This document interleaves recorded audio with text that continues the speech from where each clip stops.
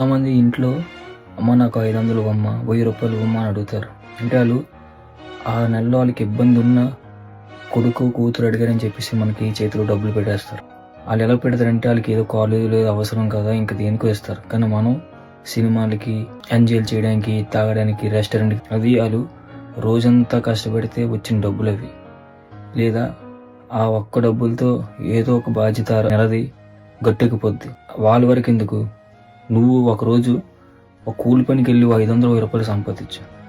500, 1000 రూపాయలు సంపాదించి ఇంటికి తీసుకొచ్చిన తర్వాత నీ ఫ్రెండ్ ఫోన్ చేసి ఒరే నాకు 1000 రూపాయలు ఇవ్వరా తాగడానికి, నేను రేపు నీకు ఇచ్చేస్తాను అంటే నువ్వు ఇస్తావో ఇవ్వవా? 100% ఇవ్వవు.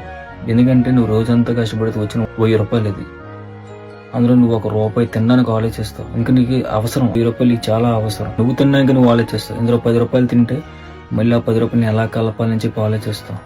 అందుకే పేరెంట్స్ దగ్గర డబ్బులు తీసుకున్నప్పుడు మనకు అవసరం ఉంటేనే తీసుకోండి. అవసరం లేనప్పుడు తీసుకొని వాళ్ళకి అలా ఇబ్బంది పెట్టకండి. చాలా మంది డబ్బులు ఇవ్వలేదని చెప్పేసి నేను చచ్చిపోతాను అది నేను భయపేస్తారు.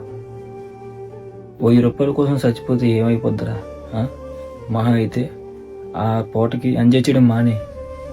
1000 రూపాయల కోసం చచ్చిపోతే జీవితాంతం మీ అమ్మ నాన్నలు బాధపడాలి.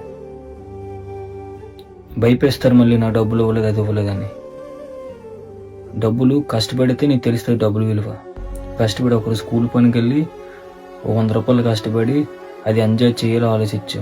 ఇవాళ 100 రూపాయల నుంచి చెప్పి ఇవాళ ఎంజాయ్ చేస్తే మరి రేపు నీ పరిస్థితి ఏంటి అది ఆలోచించుకోండి ఒకసారి. డబ్బులు వేస్ట్గా ఖర్చు పెడుతున్నావు మనమే, నువ్వేనా నేనైనా. నేను ఒకరికే కాదు నాకైనా ఉంటుంది ఇది. డబ్బులు మాత్రం అప్పుడు వేస్ట్గా అడిగేసి వేస్ట్ చేయకండి.